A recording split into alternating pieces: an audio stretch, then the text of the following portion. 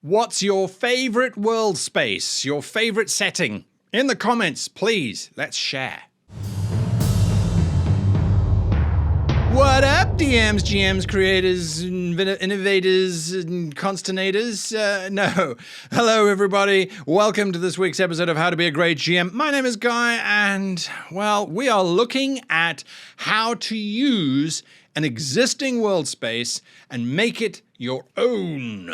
That's what we're looking at today. Now, we have looked at the benefits of an existing world space as opposed to making your own world space. We've looked at the negatives of making your own world space. If you don't know what I'm talking about, go and check out the videos from a couple of weeks ago. Hopefully someone will put a link there for you to go and find those videos because we're now moving into using an existing world space. We need to understand the world space that we are adopting. Now, you might choose, I don't know, Victorian Sherlock Holmes, or you might choose 1930s Cthulhu. You might choose Star Wars. You might choose Star Trek. You might choose Harry Potter. You might choose Dragonlance. You might choose Ravenloft. You might choose, there are so many different world spaces for you to choose from. But you need to be able to present that world space as if it was your own. How do we do that?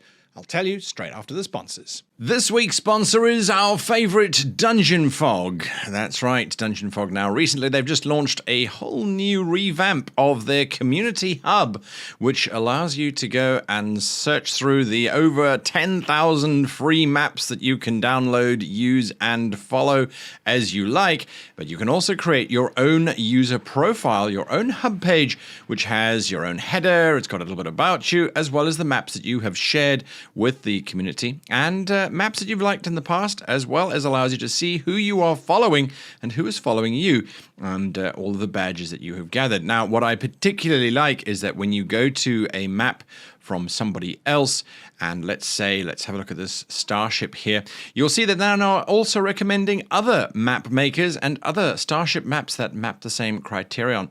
So a lot of functionality has been added to the community page of Dungeon Fog. Dungeon Fog, this week's sponsor. Massive thank you to you. You know we love you. Big thank you to our sponsors. Let's get on to it. So making your world space your own, the very first step is that you have to understand the core concept of that world space. So if your players say, oh, I really want to play in Star Trek. Well, what's the core concept of Star Trek? It's exploring new worlds and meeting new species that are all vaguely humanoid and basically engaging in diplomatic negotiations that will either succeed through some very serious effort or fail and end up in a little bit of violence, and then everyone will surrender and everyone will be cool again. That's pretty much the core concept of Star Trek. The core concept of Star Wars, on the other hand, has nothing to do with exploring strange new worlds or engaging in diplomacy. It's all about the light side and the dark side of the Force fighting against one another and the poor people stuck in the middle. Generally speaking, that's kind of how you could encapsulate it. So those are very different core concepts, even though they both involve starships, they both involve space travel, they both involve some weird hokey-pokey religions and some sort of hand-wavy magic type effect going on, and people in suits with latex on their foreheads. So by understanding the core concept, it really will help you as the GM to get into this world space, especially if it's a world space that you have never really dived into before or are not too sure of that world space. Understand the core concept. And if you don't understand the core concept, ask your players, hey guys, what would you say is the core concept of My Little Pony or of He-Man and the Master of the Universe? And then they will tell you those things. You can take them back, assimilate it, add it to your own. But by understanding the core concept, you start to get, in theory, how the entire world space has been built around this central conflict. Once you've done that, look at the expectations that then come out of that. So if we are looking at He-Man and the Masters of the Universe, the expectations that are coming out of that is that no one is ever going to really officially die, but that there's going to be lots of magic being thrown around. There's going to be some major interesting technology that's being thrown around, but never the two really will oppose one another successfully. They'll always there's no such thing as a gun, although there's a ray gun, but that will disable you rather than just kill you, right? That's if you're playing in a true He-Man and the Master Universe setting. If you are going to adjust that, wait until next week's video when we talk about adjusting world spaces. So What are the expectations? There are expectations of He-Man battling Skeletor. There's expectations of good triumphing over evil. There's expectations of duplicitous actions on behalf of the villains. They're trying to change those expectations in some of the characters in the latest versions of He-Man, but that's not important unless you are trying to play in the latest iteration of He-Man. The expectations are, again, just giving you constraints, our wonderful word, constraints. They're just giving you constraints to help you shape your mind into this world space. So you understand the core concept, you understand the expectations, you then need to go in and understand what are the species and the nations that are predominantly involved and invested in this world space. Is it elves? Is it dwarves? Is it elves and dwarves? Are the dwarves made out of stone and they have this weird culture, as opposed to the elves who are more made out of leaves and plants, and they're not actually elves, they're plant people, and you go, okay, we're playing Guild Wars 2. Doesn't matter. You see, automatically by just understanding the species and the nations involved, you can start to go, oh, all right, well, then that's fine. What if, we start to understand what we should be including in our games. Our players are going to be expecting these things. Our players invariably will know the world space that we're talking about, hopefully, and if they don't, we're obviously going to have to handhold them a little bit, but we can only do that if we ourselves understand that world space. So work out the species, work out the nations, work out the religion, work out the magic. This is stuff that we went through in terms of creating our own world space, but we did those after creating the maps. Now we've got all of that material that's already been made for us, usually. So we're now just sort of working back. What is the word? Not retro engineering. We're re-engineering. We're working out the world as if we're going backwards. We're taking it apart so we can then understand. Someone's going to know what I was trying to say there. Someone, please. Anyway, reverse engineering. Oh, there we go. Got it. Right. So, okay. So we're reverse engineering. So we need to look at the religions. We need to look at the magic. Is it integral? Is it not integral? Now, I am not at any point in this video advocating that you need to memorize all of this stuff by heart. You really, really don't. It's more about just being au fait with it, going, okay, yeah, I know there's this complex magical ritual stuff, but I don't have to remember the names of all of the rituals. I don't have to remember the names of the wizards or the et cetera, et cetera. I need to just remember the stuff that there is this weird magic going on and that there is this thing. Like in Dragon Age, there's this stuff called blood magic, which is where you draw on blood, maybe your own or preferably on somebody else's. That's very bad, as opposed to normal magic, which is also seen as very bad by the religious orders. So that's all you really need to understand. Now, once you've done all of that, you need to decide where you're going to start. You have to plant a flag somewhere, and so that could be, I'm going to start playing in the town of Baldur's Gate, or I'm going to plant my flag on this planet within the Star Wars universe, or in this sector of space within the Star Trek universe.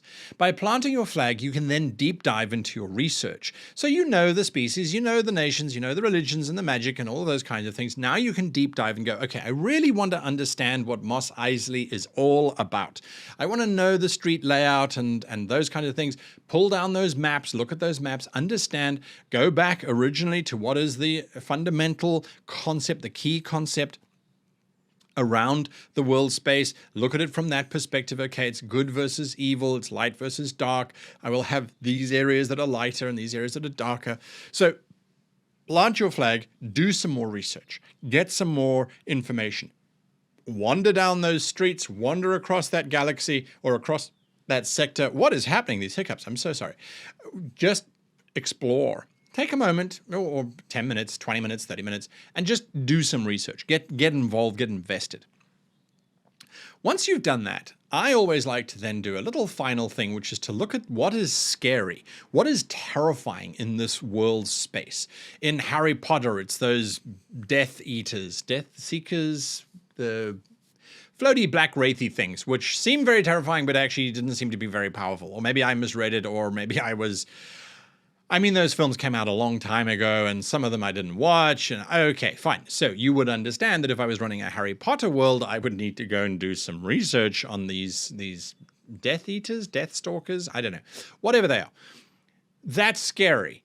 Voldemort was scary-ish. The witches and the other wizards who were helping Voldemort, they were scary type of things. So you look at what's scary, because your players are going to be going, oh, I hope he doesn't bring out a Rancor, or I hope he doesn't bring out a Death Star, or I hope he doesn't bring out a this or a that or whatever. If you know what's scary, you then have a benchmark to go, okay, a giant ancient worm dragon is scary, a zombie is not. 10,000 zombies is scary. So drive along those lines. Then all of this is going into your head. You're absorbing, you're exploring, you're eating the food, you're researching what food you would be eating, you're doing all those kinds of things. This is helping you to use this existing world space. Don't learn everything. It's impossible. It's impossible to do it unless you're going to spend the next 10 years absorbing stuff. As humans, we have this amazing fascination with complicating things and adding to stuff. We absolutely love doing it. And that's important because it allows us to play our hobby and play in an immersive world. But you can't get into that state simply or easily. And I don't think anyone should ever expect you to either. Having said that, once you are actually running your game in this world space, there are times when the players are going to say stuff that you know nothing about, or that when you say something, the players are going to go, yeah. Jean-Luc Picard is not actually a Romulan. You just saw that one photograph from that one episode, that one time in 1991 where they went to Romulus and disguised themselves as Romulans. Jean-Luc Picard is actually, according to canon right now, an AI android robot thing. Or whatever. So, to overcome that, assign a lore master. We've assigned rules masters. We have, you know these rules better than I do. You're the rule master. When I ask for a rule, you tell me what it would be. I decide if I'm going to include that or not. Assign a lore master, someone who really knows the world lore perfectly, or at least a lot more than anybody else, so that you can go, okay, well, we step out of the car into the streets of London, and next to you, you can see St. Paul's Cathedral. What's on the right-hand side? You might not know, but your lore master will go, oh, absolutely. Well, it's actually a nice long corridor, a broad avenue that leads all the way down to the River Thames. It's spectacular. But on either side are these really large, tall buildings, etc., etc., etc. Okay, cool. I will take that. That's what you are seeing. Don't be afraid to share the burden. Remember, the DM is not this all-powerful being that must know everything. Share the love. And it's not about breaking immersion, folks. You break immersion by not being the dwarf, by not wearing the clothing, by wearing a Nike pair of shoes. You're not being an elf. By asking your players around the table, give me some information here on real world stuff or on this fantasy world stuff, you're not breaking immersion. You're simply getting information out of them. Now, obviously, if you're doing a live show where people are watching you and you're deriving income from them watching you, that's not necessarily what you want to do. So that's why you won't see the great online performers ever doing this with their players. It's because they're being paid money to actually spend time doing these things, so they should research them and know them all offhand anyway. So that's a whole different story. Anyway, that's it. That's all you need to do to make and take a world space that exists already. This is the few little steps that I go through. Hopefully it's a few little steps that I go through to incorporate that into myself and to then be able to run it safely. And some of this stuff you can do in minutes. I remember the very first game of Warhammer 40k that I ran. I didn't even know what Warhammer 40k was. I was like, 40k, what does that mean? 40,000. Oh, Warhammer 40,000. Okay, cool.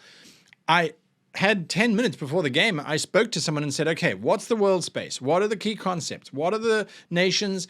And they just gave me those answers, and then I could run the game. And at the end of it, it was a competitively rated DMing session. At the end of it, I got scored highly on my world knowledge. I didn't know what the hell a Tormagaunt was versus whatever the thing is, the bigger one, a Hydralisk, or is that from StarCraft?